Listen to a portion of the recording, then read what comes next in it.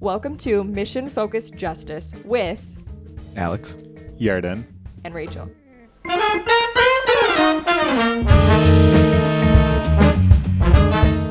All right, are we ready to get started? very ready. yeah, absolutely. So we got some really good feedback from our incredible AV team that we can't call our podcast Mission Focused Justice if we're not focused. We sat with it. It felt fair. And so we're going to be launching into our third episode with a little bit of a new structure. If you loved the rambling, please let us know because we may have to throw some sneak peeks in. But if not, we'd love your feedback on how this structure flows. And so let's get started with what we're going to start all of our episodes with going forward, a mission moment. Who has something that they want to share that has really exemplified the mission for them recently? I can go. Love it. For those of you listening, we are trying out a paper throwing thing. I think it worked really well. So my mission moment is actually a few weeks ago. I actually did I was invited to do another podcast. And I actually did this podcast with one of our employees at Small Talk who her family had been served by our organization like 10 years ago. And it was a really cool, I think, like full circle moment for me as we're kind of like approaching 15 years in the community to see that, you know, there are people that we helped who are now part of our mission and have kind of developed their why, you know, from the services that they received from us. So I think that feels really special and really amazing to me. And it's a good motivator to continue to know that like through the work we're doing, we're planting seeds, you know, that will grow into professionals who are going to continue doing this work until we don't have to do it anymore. That's really deep. I so want to comment on it, and yet we're supposed to stay focused because, like, the mission. Stay focused. Right. Was your other podcast focused? No, don't answer that. To Yarden. So, actually, I'm coming here on the way to somewhere else, where I stopped at a store to buy some snacks for my next activity. And I was in the store on a phone meeting. I'm sure you do that too. Like, how much can we cram into one day? Because somehow that like raises our value or productivity. I don't know what it does. But I was having a very sensitive conversation in a very public place. It wasn't a confidential conversation. Just the topics probably didn't belong in the candy aisle of a store. And that's where it was happening. And I was talking about how do we have difficult conversations between like law enforcement and youth impacted by the law. And it's a dialogue that I'm helping a group run. And at the end, I said, it's funny. I just had that in public. Like, people could have heard that. And then I realized that someone did hear it and they were impacted by what I said. And then I had to figure out who is the intended audience. Like sometimes if you live your mission, it's not where you put your focus, the focus will happen. So that was my mission focused moment. Does that make sense? That's great. Yeah, it does. And with today's topic, I have really recently had like 7 or 8 different community people come up to me and be like, have you worked with Alex? Have you worked with Yarden? Like, do you know these guys? And I chuckle and I go, yeah, we're doing it, right? Like the fact that the community is wanting to connect us tells me that there's a reason that we're here and that we're leaning into our personal missions, our organizational missions, and what that broad impact looks like. And I think that's really cool. That is, and that's not you answering the prompt. The prompt was, what's your mission moment? But thanks for sharing that. That is my mission moment for this week. I'll have a different one later. It's us being shouted out in the community. Just take the compliment, Yarden. It's great. we're doing good. I'll do another one later that you'll like better. Yeah.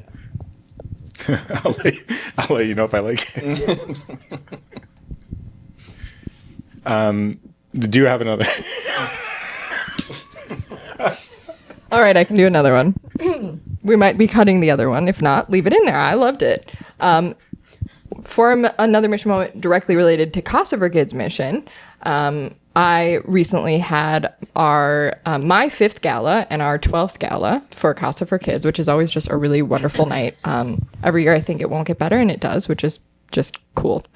But I wrote my speech and I read it to my husband in advance, and I don't normally do that, but something about it just like it felt really important. And I read it to him, and he looked at me afterward. He said, "I think this is the first time I've ever heard you give a speech that like I could see fully that you just absolutely believed every single thing you're saying," which I think is mostly a compliment. I'm also a theater kid, so I can put it on sometimes. I think we all know that. But that is, I realized after, that's why it was sitting with me. Like, it just, I feel like where I'm at in my journey, 5 years in, I really get the mission, get the moment, get why we're here. And I think that came across in that speech. And it was really cool. That is so apropos, like so on point. When you think about like, you know, one of my kids is following the basketball playoffs, and like they talk about how they have to like lock in. And it's interesting because you think about that in sports, but in like what we do, we have to lock in. Like you talk about that focus concept. It's like, A, you don't know where this is going to impact you in 10 years. B, you don't know who's going to get impacted by what you're doing. And then C, how do you let it shine through the things you're doing, which is kind of like what we're here to do. How do you focus in enough so the impact happens? Yeah.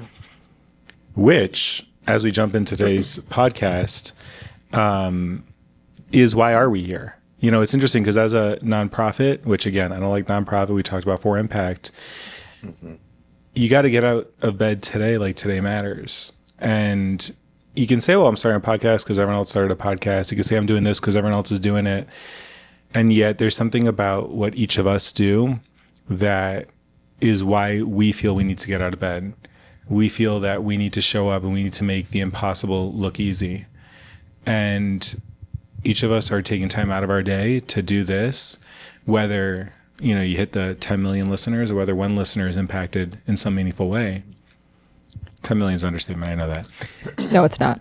What's your why? In other words, what's the why to our missions, but also what's the why to this podcast? Why are we doing this? And yes, people in the community, it's interesting because you start with people in the community talking about us and saying we should work together, and you fill out those grants and it says, who are you collaborating with? And like the fine print is, who are you like trying to say that you've done something with towards us giving you money?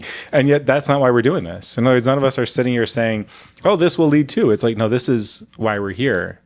So what is the why? If a listener was saying, wow, I really like this podcast, but why? What's the why? I have a couple, but the first one that comes to mind, I think, is my most honest one, which when you sat down with Alex and I and told us your idea, I felt the same way that I felt about that speech of like, I just need to do this. This is important. And when I reflected on why, I think it's because I have so much respect for both of you. And I absolutely love what both of you are doing in this community and in your organizations. There's no way in hell I would do it the same way. And that is cool to me. It's a really cool opportunity to learn from each other and to grow and to maybe put something out that will speak to a lot of people, because we are all really different, but also really aligned. And I think that's really cool. I think a lot of it, I mean, some of it's just a great excuse to hang out with two people that I really like hanging out with, you know, my friends. I think there's a lot of value in that. I do think too, like, I just want to bring more awareness to nonprofits and the work that we do. I think we get so buried under all of these other systems and things that I think, you know, lots of times we become an afterthought, I think, in a lot of ways. And I think we are so used to being sort of on the ground level, like in the trenches with people in the community. Like we are, I mean, when you say for impact, like that is the best definition of what the work that we do. And I think I just want people to know about it. I think, like, you know, coming from my personal perspective of being a leader at a children's advocacy center, I had no idea what a children's advocacy center was coming out of graduate school. I kind of fell into the position and had to kind of learn on the fly what it was. But then, you know, after my first day there, I was like, why isn't this being like shouted from the rooftops? Why doesn't everybody know about this? I think about, you know, specifically to our mission as well, you know, having grown up in this community and living in Lansing most of my life, like having this thought that there was a time, you know, 20 years ago, well, more than 20 years ago when I was in school. I don't want to date myself. Long time ago. When I was in school, there was no small talk. There was no place for kids to go if they had experienced abuse. There were no coordinated efforts between all these different entities. There were no conversations that were being had. Kids were just out there on an island to survive on their own. And to think that, like, now we don't have to say that anymore. Now we can say that there is a space for people to come, we're feeling a tremendous, all three of us are, with our organizations and what we're doing, we're filling a tremendous gap in our community that I feel like sometimes gets overlooked. And I think, like, I really want to uplift the work that we're doing, but even our other nonprofit partners, other people in this community. We have a really, really robust nonprofit community, and I would love to see all of us, be incredibly successful and thrive to the point where, hopefully none of us would have to exist anymore at some point. It's funny because I agree with everything we're talking about. Obviously, I'm here and I was excited about doing this and humbled that. It was your idea. I hope so. It was a good idea. It was one of the good ones. But it's interesting in that when you say nonprofit, people just group us together. Like, what type of business? Oh, you're one of those. It's like, do you know how many nonprofits are in Lansing? Forget about like going to like Ingham County or like Michigan. I heard recently Michigan has like 52,000 nonprofits or something. And then you got the ones who are we're all on shoestring budgets, but some of us are operating in the millions and some of us are operating in do you do that with the for business? Like, oh, you're just a for business. Like summarize, all you do is try to make money. And then how do we narrow that down to, well, why the three of us? Why did we decide right now this is what we need to be doing and that we all fit here? And I think it's interesting because as we lean into what's the secret sauce of this podcast, what are we trying to accomplish, and what should someone look for in our podcast? I recently read Unreasonable Hospitality. It was made by someone who's like a chef or part of the chef business and won best restaurant in the world at one point. But he did it based off hospitality. And he said that from the second you interact with me until the second you finish, there's an experience I want you to have.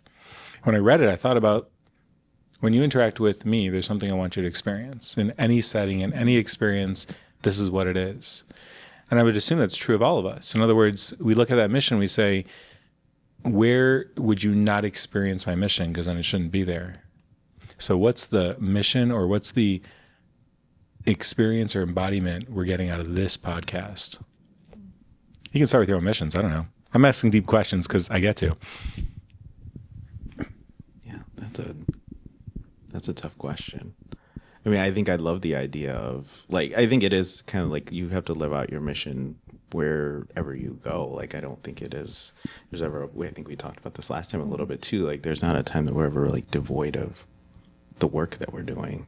I don't know if that really answers your question, but that's like the first thing that kind of pops into my mind is like that has to be this kind of like omnipresent thing for us, because I think some of it is because there are people that rely on us and the services that we offer, and we have to make sure that we're available and accessible. Like you're saying, a lot of us are dealing with funding crisis and other issues, and we have to maintain to make sure that our community is healthy and whole. Yeah, and Alex and I were just on a panel pretty recently, and I remember spending a lot of that panel being the one that was like, nobody knows what nonprofits do, and let me correct all your misperceptions in a very loud one fashion. But what you just said, Alex, made me think of one of the things that I talked about, which was just this idea that nonprofits have to be this box, and all of the things we're experiencing, this current climate, the challenges of it, and people don't even understand what we do, what For Impact is, what a nonprofit is, what any of that is.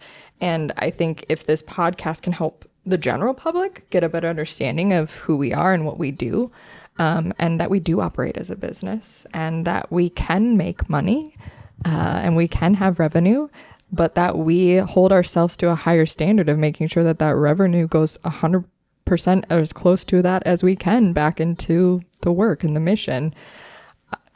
I think that would be a win as well, like thinking about that awareness aspect and helping our general community just understand why we operate and how we operate the way we do. And I think a lot of people have misconceptions that in our work, it is just like we're all good people who are trying to make a difference and wonderful things. And you just kind of get slapped with that label. But ultimately, it really is about the structure that we've built, the intentional work that we've all done. And I think all of us have done a lot of work and have different expertise in that. And I think it's important that people understand that it's not just you find a good mission and you get some money and you do it.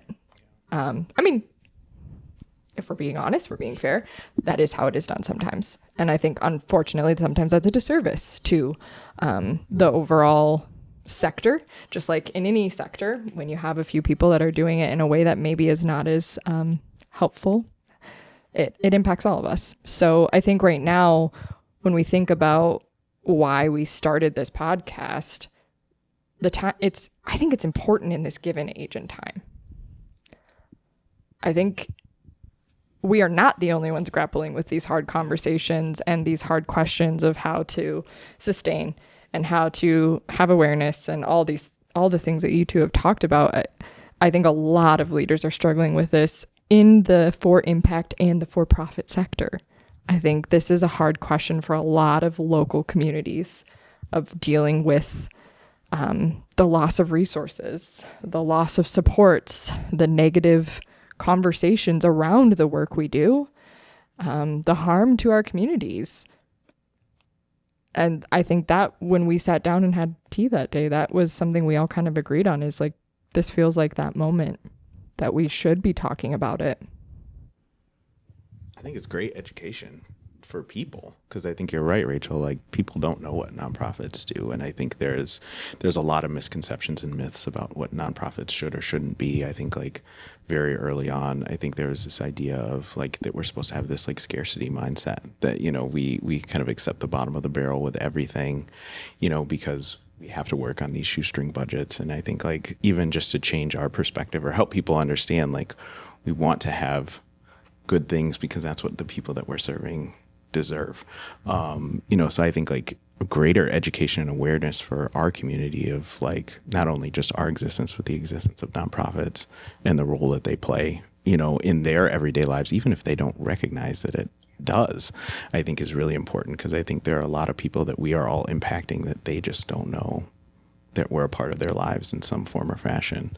And I think if people understood that more, you know, that's where support can come from. That's where, you know, we can galvanize our entire community around the work that we're doing to create some really positive change for our local community. Yeah, the overall impact on the community financially, I think touches every single community member, and they genuinely have no idea. I don't know for either of your organizations, but CASA for Kids in the foster care system, it costs like 3 times what it costs for us to have one of our advocates work with a kid for a year as it does to house them in a foster home for a year. And so, like, when you think about that impact and the difference of what can be done with that even much smaller amount of money, that is going to impact taxes and where other funding resources can go, and then resource scarcity and all those things, like, across the board. And I think it touches so much more than people realize. Just to expand on what you shared, Alex, I agree with you. I think every single person has been supported at some point in their life by a nonprofit, whether they know it or not. So interesting, because I'm also thinking about something that keeps us similar is that the average person respects us and hopes to never engage with us. Like, if you think about that, like, yeah, I'm really glad you're here, and if I get too close, will I catch what you're offering or something? And it's challenging that mindset, you know. It's not to say that there's a better or worse nonprofit. I think when you talk about a mission-focused organization, if they're aligned with their mission, they're doing good work. And yet there's a fear, there's a stigma associated with our missions that people respect and keep distance. And part of the work we're doing is challenging that stigma, each in our own ways, obviously, you know, in varying degrees and frameworks, but it's trying to change a narrative, trying to change an approach, because that stigma is hurting our society. As you said, everyone's impacted by work and by society and by frameworks. So how do we bring that onto the open? How do we make these conversations, you know, like we said, mission-focused justice. Justice is a judged word. You talk about justice, oh, okay. You're not a lawyer, so you don't get paid. You just do the work. Like, and how do we challenge that and rewrite some of these narratives and some of these definitions? That's a really good call out. I think if we're really getting to the heart of all of these reasons, but I mean, we talk about in EOS, the root issue, like ultimately, I think that's why all three of us, like the heart of why we're here. Way too many people have a fear of engaging with us. And it's interesting because, like, to your point earlier, nobody's like, oh, I feel weird about going to buy a burger at a discounted rate from Wendy's. Yeah. Or I feel weird about supporting this local business in their GoFundMe or buying a purchase because they said they are having a rough month or whatever that thing may be. But there is a really big social stigma of like, I can't get too close to that nonprofit. I can give, maybe volunteer, maybe. But that like line beyond that, we have such a stigma. I mean, really, it's a stigma against people that are not in positions of privilege. It's that, right? Like, if I work with a nonprofit, then I'm automatically lowering my status. Or if I need help from a nonprofit or whatever that thing may be. I worked with a nonprofit early in my journey. It's so interesting because if you're at a networking event and someone's like, yeah, what do you do? Like, I sell this or I do that. Yeah, tell me more. So how are your kids doing? What do you do? I help with child abuse. Nice. Anyways, I'm going to go, like, I'm sure you get that. And it's just like, Oh, all the time. I think I tell people a lot of times, I'm like, I'm not like a great dinner party guest. Like when people ask, what do you do for, a living? And then, because I'm not shy about I don't think I can afford to be shy about it. I think I have to be very blunt about what it is that I do, because again, we don't want to reinforce that stigma of that this is something that we don't talk about. But I think I have seen on the positive end, I think I have seen like a shift, at least in our specific kind of corner of the world, where I do think that when I've gone to like those mixers and things like that, that people are a little more open to having the conversation. And I think there's great value in that. And I think like that's something that I just like, I try and seize that opportunity and, have a captive audience. And I think, again, this is maybe what this podcast can do too, is like, when we're out, spreading the word about the work that we do, lots of times we have like, our 30-second elevator pitch to give to somebody. This is a longer form opportunity for us to really like dive deep into like what our missions are. And I think like, even when I go out and I talk about like what a forensic interview is, like I probably can't do that in 30 seconds. As best, I've been trying for 15 years and I still haven't cracked it yet. So, but to be able to do that in a longer form setting and, to really help somebody understand like these are the steps that somebody's going to go through if they engage with you, maybe that helps break some of the stigma too, to have a recognition that it's maybe not as scary as people think that it is, or that it's more normal than people think that it is, because we're all serving, I'm sure, hundreds of families. Like we're not, we're all dealing with prevalent issues. We're not dealing with things that are very niche. I think these are all constant problems in our communities. And I think like if we can get people to understand that we're filling a tremendous gap, I think that helps people really come to terms with it. I think it's just going to take time, but I think being able to have open and honest conversations about that, with my friends is going to, like, that'll make a difference. I'm sure it will. Well, and scientifically that's backed up, right? Because that's the whole exposure theory, right? Like, this is why exposure is so important. Representation is so important, because if you're not exposed to something, of course you're going to feel uncomfortable and unsure. And how do I show up here? And how do I, like, it is foreign to you, right? That is hard for people. As a human species, we struggle with that, right? And so if this is helping with that exposure and helping people better understand, and while you were talking, it made me think, like, I think for all three of us in our work and our organizations, like, a critical piece is volunteer time and support and those pieces. And so if we can help people start to come across the aisle, feels like the wrong across the pond, something to get their hands in it a little bit, even on a really light level, to start to realize that this is just people who are often experiencing some of the worst moments of their lives. But we deal with that as humans every day with our friends and our family and our communities, whatever that looks like. So helping have that exposure, I feel like there's real science behind. I'm going to say there's real science behind what we're doing, and I'm going to have to go find my sources because I know my husband, he's going to call me on that one. I think it's interesting as we talk about it, because a lot of what we do is also defense. Like, we're constantly dealing with, I guess, defense. And this is, to me, a podcast where we get to go on the offense. We get to educate. You know, what can someone do for us? Yes, they can donate. Yes, they can volunteer. And you can listen.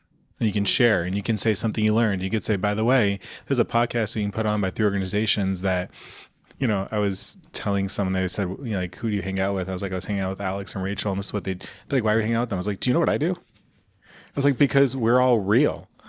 And I was like, by the way, you should hang out with them. Yeah. Like, that's one way of getting involved. Like, I mean, obviously you guys are great people and it's fun, but also get involved by just hanging out. Yeah. Get coffee with them, hang out, tour their place.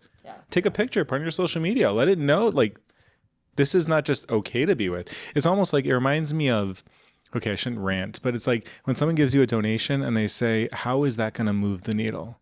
And I want to turn around and be like, I appreciate every donation, but how are you going to move my needle? Not how am I going to move your needle? Like, maybe if I'm asking for $10, you come back with 10,000, you'll have moved my needle. Like, you should care about this more than me, and I should be humbled and inspired. And how do you do it? Whether it's money, money's not the only way to get involved. We all know that. Maybe it's that you're going to write a really meaningful post, and maybe you're going to put on an event where you're going to brag about the work that's going on in our community, and you're going to let us know that our missions are going beyond us. Because it's not that our community is okay because there's an Alex, because there's a Rachel, because there's a Yarden. We're here to help make this community okay because there's all these listeners and all these people getting involved saying, we care about this beyond the person who founded it. Because otherwise it becomes a person-focused org. Yes, thank you. That's like one of my deepest fears, truly. Because I know I am the loud one, and I was going to say, you're kind of quiet today. I'm a big personality. I'm trying. So, you know, I think about this I genuinely think about this constantly. And it's why I'm so passionate about succession planning, and like, truly my dream, and I hope I'm close to realizing it, is to get a few more people on my team that I can look at them and say, there's our future. There's that next lead. Like, and we have leaders on our team, don't get me wrong, but there's different types of leaders and there's different types of strengths. And for me, that's when I know I will finally feel like, okay, I can step back from CASA for Kids at some point and support another mission, is when I know that I'll have those people internally that I can start to develop and start to figure out who is that next legacy. And then the hope is that they're going to carry it on even further than I did, right? And I think that's like, I loved how you said that, like, how are you going to make our mission move forward? How are you going to support that? I'm like your guys' biggest cheerleader. I'm talking about your organizations all the time, right? Like, that's the point, is it can't just be the Rachel show. It can't just be the Yarden and the Alex show. It can't just be, it's gotta be. And that's kind of why I like that we did the kind one, the wise one, and the loud one, archetypes, or whatever we want to call it, because ultimately, like, we need those roles filled. It's not that they need to be me.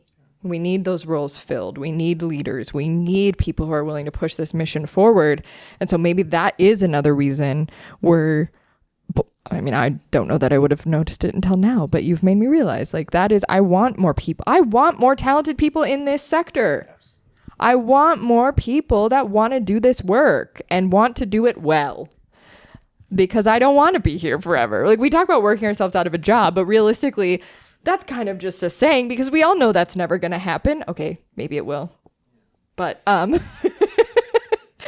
but ultimately, I don't necessarily know that I even want to work myself out of a job, as far as that issue will no longer exist, although that would be ideal. I want to work myself out of a job that I know that I've brought up future leaders that are just as passionate about the cause, or maybe more so, that will take it to that next level, whether that's community members, volunteers, board members, or a future new executive director. Like that, I think it's both my worst fear and my biggest dream. Like, there you go. Now you got some loud one. I love that. I think that you're bringing up stuff that regarding that I forgot that I was passionate about too. So thank you. Thanks for igniting You our should fire. be hosting all of these. I'm scared about doing the next one now. What you're saying, Rachel, really reminds me of like, I know one of the things that I started out as a therapist, and I think, especially being a Black male therapist, I'm like, I recognize how much of a unicorn I am in my field. And I think one of the things that I've been really passionate about, one is just like getting more people to, enter like the social work realm. I think there is so much value in it, and, beyond just the work that you get to do, but it's, amazingly fulfilling. But I also think like, just advocating too for like making sure there's fair wages for people to do this work, because we're doing really, really hard work. I think it's like, between the three of us, we're probably doing three of the hardest jobs, in history. I really believe that. And I think like, to use this too as a platform to encourage, like you're saying, like young leaders, especially people from, less privileged communities, to be engaged in this work. Because again, a lot of the people that we're helping are from those communities too. And it's, it's only fair for us to have, people in leadership who they can look up to and they can receive services from. Because I think that adds value to the work that we're doing, to have a more diverse, community of people who are doing this work. I think it can't be homogenous. It needs to be diverse. And if we can do that here, by just spreading the word about what it is that we do, I think that's a huge win if we can make inroads that way. So interesting how you say that, because it goes back to Rachel's original comment, like your speech, you felt so aligned and you felt like everything you were saying was who you are. And I feel like when we live our truth, people get inspired. And like, I guess, what do I hope the podcast can accomplish? Someone's going to listen and be like, yeah, I want what they've got. And I want that alignment. I want that authenticity. And I want that fulfillment and feeling. And the interesting thing is that something we all do is we do challenging work. And I don't think any of us come across as down people. Like we're upbeat, we're positive, and you could say, oh, you're putting on a face. That's a long face a lot of time. No, this is, it's fulfilling. You feel full. And I think what I'm hoping is that people want what we have and say, how do I get that? You listen to this and you say, I don't know, obviously we're all over the place. We're kind of like goofy or whatever you want to say. But there's something about us that you can only get through doing what we do. If you want it, get involved. So how do people get involved? I'm taking over. Tell me more about how like if that's the goal, right? And yes, get involved wherever you are, however you can. That's the main message, right? But we are 3 leaders in the community. How can people get involved with your organizations? I think that's a good question. I think for me, the easiest for people to start, I think, again, I mentioned, like, it's really hard to, I think, sometimes describe exactly what it is that we do.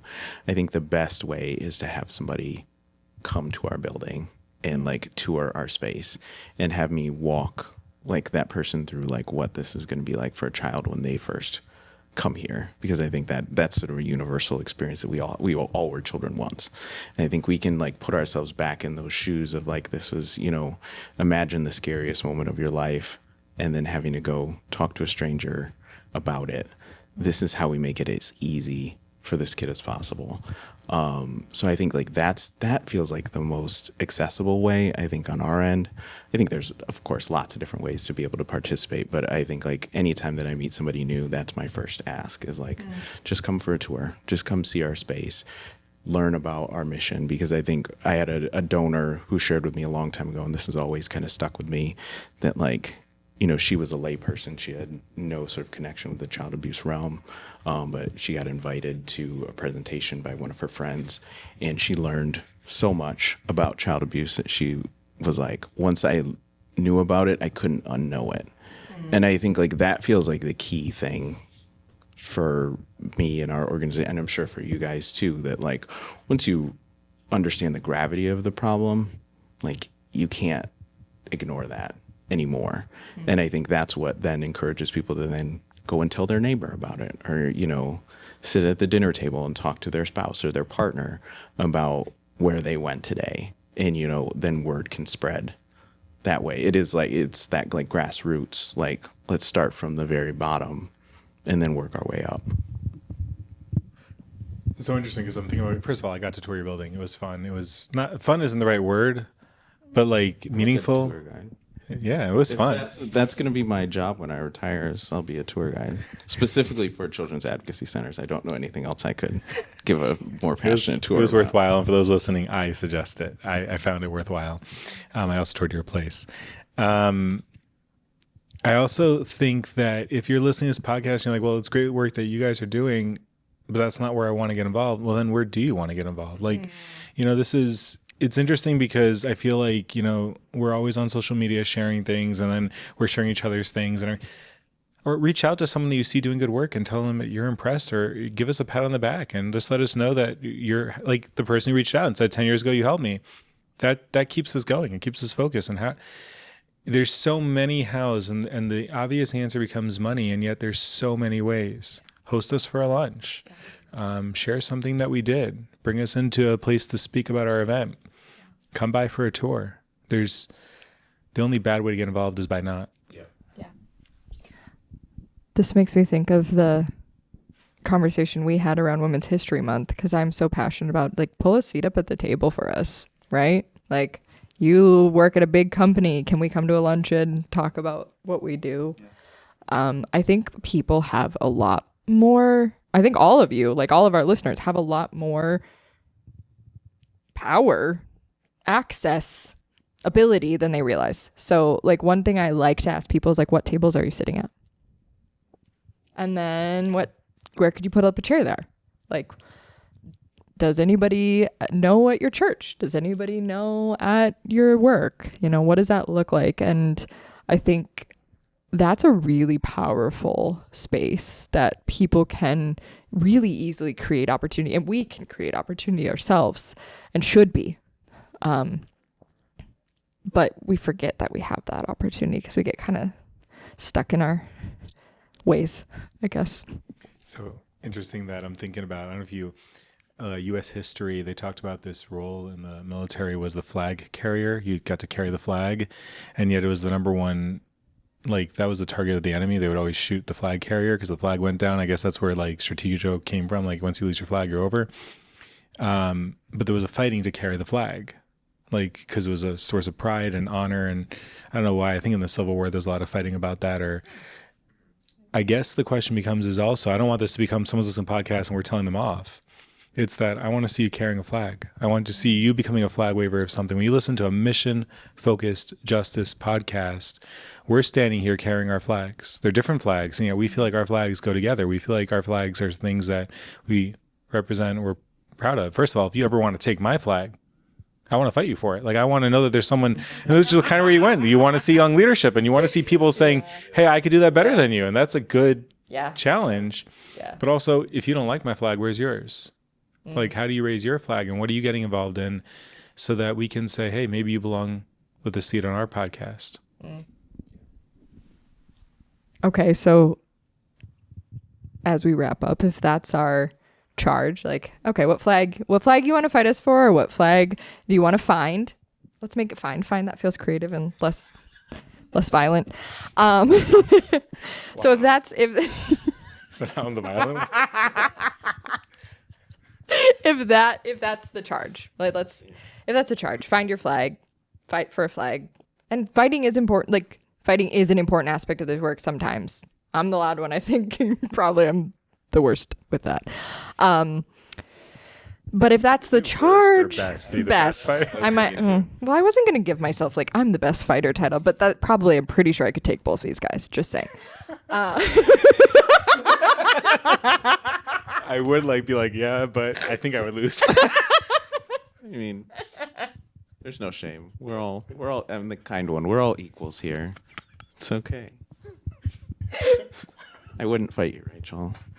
That's why I said I would win, because I know you wouldn't fight me, and I could definitely take this guy. Once Wesley shows up, you're done. Yeah, I was gonna say. Oh boy. That's fair. Yeah. If it was over Wesley, you might beat me. Yeah, I'll give there you that. you go. Okay. So if that's our charge for today, take up a flag, find a flag, fight for a flag. What's the hard truth that each of you want our listeners to know about that? Like, if you're going to step into this arena, you're going to step into this work, if you want to make an impact, I think we've been pretty clear through this episode, there are hard aspects of that. But what is the hard truth? What's the lesson you've learned? What's a mistake you made? What's the thing that you think anyone who's thinking about the flag should know? I feel like the word patience always comes up for me.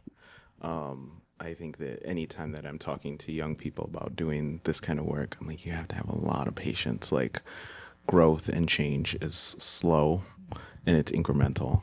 And I think if I remember early in my career being like, very idealistic. And when I realized that like there are barriers and there are things in the way of me being able to help people, it was really frustrating. And I think it was one of those things where if I would have stayed in those kind of environments, I would have gotten really jaded and kind of just surrendered to the systems and the culture of, just like lack of growth, or kind of accepting like, well, this is how it always is and it's never going to change. So I think like if you are in this to find change, I think some of it is like you have to build a healthy amount of patience, and worry about, it's not necessarily like taking these huge leaps and bounds, but it's really like baby steps. It's like you find your way there incrementally and you'll get there, but you just have to be patient. I'm so glad you said that, because patience is one I'm still working on, but it ties so well with my favorite one, which is you have to be comfortable with being the squeaky wheel. You have to get okay with continuing to show up in spaces that you're not always going to feel comfortable in, and continuing to ask for the same thing, or sometimes fight for the same thing over and over and over and over and over. And you need patience to do that. And you need to be comfy with continuing to do it loudly sometimes. It's such a hard question, not because there's not one thing that's hard. There's so many things that are hard. And I resonate so much with that. And actually, it fits right in with it. Right now, what I'm struggling with is part of climbing in a nonprofit, which is counterintuitive, is one step further from mission work into more management, into more, other frameworks, which are super important. And also it's, how do I get my dose of mission? How do I get and it's harder for me that right now it's like a lot of work that's important towards building a place for the mission to thrive. When what I want to be doing is mission. I want to be back like in the mission, doing the work. And I was falling asleep last night telling my wife, I was like, I just want more mission. So that's my hard one for now. I feel that. This has been Mission Focused Justice with The kind one, wise one, and the loud one.